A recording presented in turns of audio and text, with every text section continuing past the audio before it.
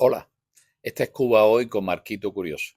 Hoy es junio, lunes 15. Y hace unas horas escuchamos el anuncio de que para Estados Unidos la guerra en Irán ha terminado, o al menos ha entrado en su fase final declarada. Este tema por sí solo da para un documental entero. Quién ganó, quién perdió y quién se quedó vendiendo gasolina cara como un bobo. Pero voy a hacer algo distinto acá. Voy a dejar la autopsia de la guerra de Irán para otro día. Y me voy a centrar en un efecto inmediato de ese anuncio que nos toca mucho más de cerca. ¿Qué significa para Cuba que Washington por fin tenga la cabeza un poco menos entretenida en el Golfo Pérsico? Y sobre todo, que vuelva a mirar al Caribe, como quien cambia de canal la televisión y dice, bueno, ya vimos suficiente de Irán. ¿Qué están dando ahora en La Habana TV? Porque en este zapping de la Casa Blanca aparece una pregunta que suena cada vez más fuerte en los pasillos del poder. ¿Meterse en Cuba o no meterse en Cuba? Esa es la pregunta. Y todo lo que vamos a hablar hoy, la presión sobre el régimen, el papel de Rusia, China, Irán, las elecciones de noviembre y sobre todo lo que pasa el 24 de junio, gira alrededor de esta cuestión. En Irán, Estados Unidos volvió a meterse en un conflicto grande, pero con otra lógica. Golpes desde el aire, operaciones limitadas, evitar a toda costa quedar atrapado en una ocupación terrestre eterna. Aún así, hubo costo político, tensión, riesgo de guerra regional y ruido en los mercados y sobre todo miedo a más inflación. En Ucrania llevan años alimentando una guerra sin una foto clara de la victoria. Mucho dinero, mucho armamento, mucho discurso, pero no hay un final redondo que el presidente pueda vender en la campaña. Por eso, de cara a las elecciones de noviembre, muchos en Washington piensan más o menos así. Necesitamos una historia de éxito más cercana, más controlable, más corta, que nos haga quedar como fuertes sin meternos en otra guerra infinita. Y ahí en ese espacio aparece Cuba. Durante años, Cuba fue tratada como una dictadura vieja, pobre, molesta, pero manejable con embargo y sanciones. Y eso está cambiando. Hoy el relato ya no es solo régimen comunista que oprime a su pueblo. Ahora se habla como plataforma de espionaje ruso y chino a 90 millas de la Florida, terreno donde se mueven asesores iraníes, isla que acumula drones militares y capacidades asimétricas que pueden apuntar a bases y objetivos estadounidenses. Dicho en cubano, antes te veían como una dictadura ruidosa, escandalosa. Ahora te ven como un país USB de Rusia, China e Irán enchufado a 90 millas de su costa. Cuando te ven como una dictadura, eres problema político. Cuando te ven como una memoria externa de sus enemigos pegada a la propia computadora, ahí la cosa cambia. Y encima el régimen llega débil. Crisis energética, crisis alimentaria, migración masiva, apagones, élite envejecida y aislada. Desde la lógica fría del poder, eso huele a blanco fácil. Si te sientas en la silla de los halcones de Washington, el pitch sonaría así. Señor presidente, venimos de series largas. Irak, Afganistán, Siria, Ucrania, Irán. La gente está cansada de temporadas eternas. Necesitamos una miniserie. Pocos capítulos, enemigo pequeño, final feliz. Y alguien por detrás susurra, Cuba está quebrada, aislada, con la audiencia en contra, perfecta para un spin-off rápido. Cínico, pero es así como se arma la lista. Una victoria rápida para la campaña. Después de un Irán demorado y una Ucrania estancada, forzar una transición en una dictadura pequeña, cercana y debilitada se vende muy bien en un mitin electoral. Seguridad nacional, no solo derechos humanos. La narrativa ya no se limita a pobrecitos los cubanos, ahora es, ahí hay drones, bases de inteligencia enemiga, presencia de Rusia, China, Irán, eso nos toca directamente y todo eso es verdad. El momento económico algo más favorable. Si el frente iraní se enfría y el petróleo baja o se estabiliza, el miedo a otra ola inflacionaria se reduce. Eso da margen para apretar en el Caribe sin que el votante lo castigue de inmediato en la gasolinera. La presión máxima, además, con un costo relativamente bajo. Endurecer sanciones, asfixiar a Gaesa, mover barcos y aviones, hacer ejercicios militares, abrir casos judiciales, operar en lo político y en lo informativo, todo eso cuesta mucho menos que mandar decenas de miles de soldados. Y está el elemento también que este es un régimen al borde del colapso. Un sistema agotado que se sostiene a base de miedo y miseria. Tienta a quienes creen que con un empujón más se viene abajo y luego se puede vender como victoria de nuestra política.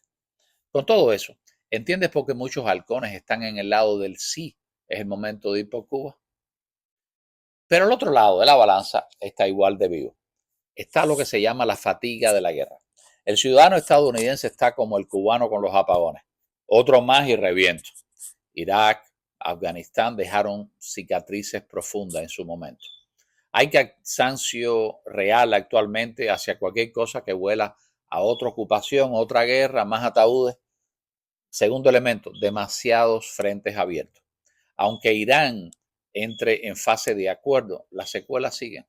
Ucrania continúa sin cierre. En el Medio Oriente sigue en un modo, cuidado que esto explote en cualquier momento. Abrir un frente militar directo ahora en Cuba puede parecer exceso de ambición y un riesgo no exactamente necesario. Otro elemento es un riesgo de choque indirecto con Rusia y China. Cuba no es un escenario aislado, es parte del tablero de Moscú y de Pekín. Tocarla demasiado fuerte puede tener respuesta en otros escenarios. Europa del Este, Asia, ciberataque, una guerra híbrida y el elemento de que habíamos mencionado, el riesgo electoral, que si algo sale mal. Una operación que se complique con bajas, crisis humanitarias, olas de balcero, imágenes duras, puede convertirse en un boomerang electoral justo antes de noviembre. Existe la opción de máxima presión sin invasión, por supuesto.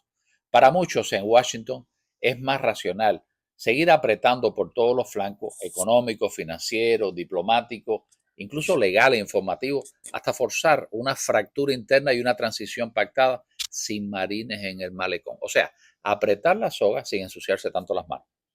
Por eso el escenario más probable hoy no es el que mañana desembarcan en La Habana, sino mañana aprietan como nunca por todos lados y dejan la invasión como amenaza, no como un paso intermedio. El efecto inmediato real, que es el tablero más complejo y el no más simple, y ahí aterrizamos a esa idea. Este efecto inmediato anunciado de la guerra en Irán no es mañana invaden a Cuba. El efecto inmediato es más sutil, pero más peligroso para la cúpula cubana. Cuba subiría varios escalones como tema en la agenda estratégica de Estados Unidos. Cada gesto de La Habana se mira con una lupa. Cada señal que venga desde dentro de la isla pesa más que ayer. Perdón, pero con el cierre de la aventura iraní, el régimen cubano está caminando sobre cáscaras de huevo. No sobre una alfombra roja, como se creen en sus actos, no, sobre cáscaras de huevo. Cualquier cosa que hagan puede sonar como un pisotón en Washington. Vamos a traer más equipos de vigilancia chinos, vamos o hemos firmado acuerdos nuevos, acuerdos militares con Rusia, tenemos capacidad para responder a cualquier agresión yanqui.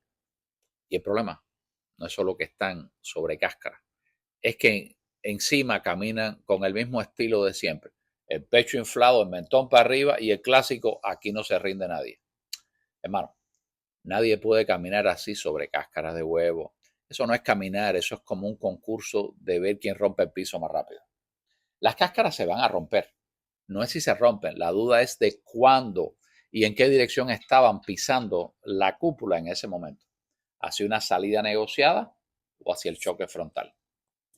Y hasta aquí hemos hablado de Washington y de la cúpula. Falta el actor decisivo, el pueblo cubano, especialmente el 24 de junio. Para ese día hay una convocatoria para salir a la calle en toda la isla. Yo quiero que lo veas así. No es solo una protesta, es algo muy parecido a un plebiscito sin urnas. O sea, un voto popular a cielo abierto. En Cuba no te dejan elegir partido, ni presidente, ni modelo, no hay elecciones libres. Pero hay algo que no pueden maquillar igual, la cantidad de gente en la calle. Si el 24 de junio salen unos pocos, el régimen se agarrará de ahí para decir, ven, no pasa nada, son unos pocos manipulados. Si el 24 de junio las calles en general se llenan en La Habana, en Santiago, en Holguín, en Camagüey, en cada pueblo, el mensaje es otro y no hay forma honesta de negarlo. Los cubanos dentro de la isla no quieren seguir así. Quieren que los comunistas dejen el poder. Ese día los ojos del mundo van a estar sobre Cuba. No solo los de Miami o del exilio, también de las cancillerías, de los grandes medios, de quienes en Washington están debatiendo meterse en Cuba o no meterse en Cuba. Piensa en el 24 de junio como la encuesta que no se puede manipular con actas ni con cifras mágicas. De un lado la gente en la calle, del otro el miedo pegado a las ventanas. Cada persona que se quede en casa es como darle al régimen un voto de confianza gratis. Sigue, no pasa nada. Cada persona que salga es como escribir en letras gigantes, yo no autorizo esto. Es el día en que puedes pasar de ser espectador a ser dato. Parte de una imagen que va a recorrer el planeta y que la va a ver también el que esté preguntándose en Washington, ¿meterse en Cuba o no meterse en Cuba? Y aquí entra la ironía más dura. Hay gente dispuesta a cruzar selvas, desiertos, junglas y ríos para buscarse una vida mejor. Pero el miedo le pesa más a la hora de caminar hasta la esquina el 24. Ese día no se trata de matar el miedo a golpes, se trata de darle por una vez un buen pellizco.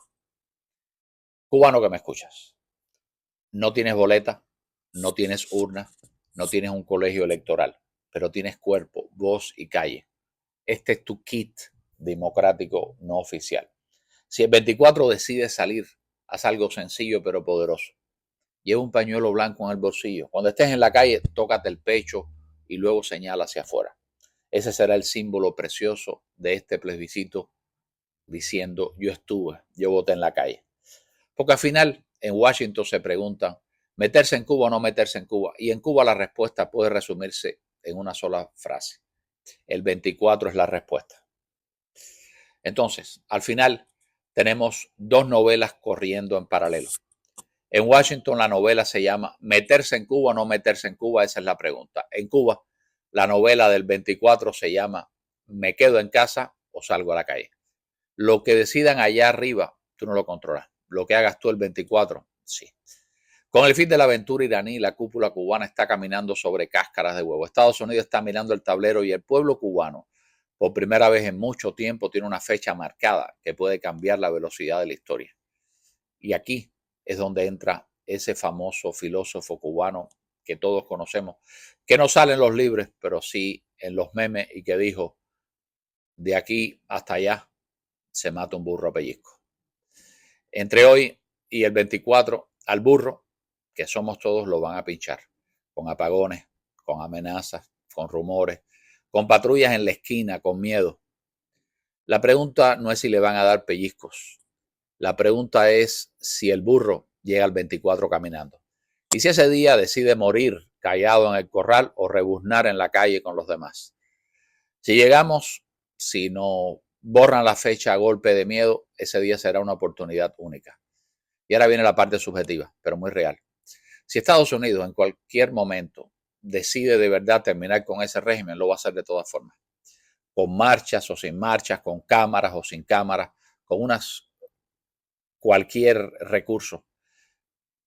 Una superpotencia, cuando se crea un objetivo, tarde o temprano encuentra el modo de hacerlo. La diferencia para Estados Unidos está en el cómo, y eso se va a contar en la historia después. Un final decidido desde afuera con un pueblo escondido se recordará como otro capítulo del imperio.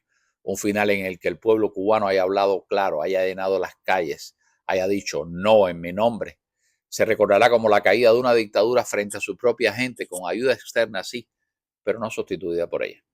Así que sí, si un día allá arriba aprietan el botón de hasta aquí llegó Cuba, puede que la hagan igual. Pero el papel que juegues ahora, el 24 o después del 24, decide si en esa película los cubanos aparecen como extras en el fondo o simplemente como protagonistas en primer plano. Y eso, por muy grande que sea Estados Unidos, no lo puede decidir nadie por ti. Cuando dentro de unos años tus hijos te preguntan, ¿y tú? ¿Dónde estabas el 24? No les vas a poder contestar. ¿En Washington? Ni en el Consejo de Estado. La respuesta puede ser una de dos. Estaba en mi casa mirando por la ventana o estaba en la calle poniendo mi granito de arena. Desde hoy hasta ese día ya lo sabes. El 24 es la respuesta. Gracias, soy Marquito Curioso. Viva Cuba Libre. Patria y vida. Patria y futuro. Los cubanos merecemos más y somos más que todos ellos.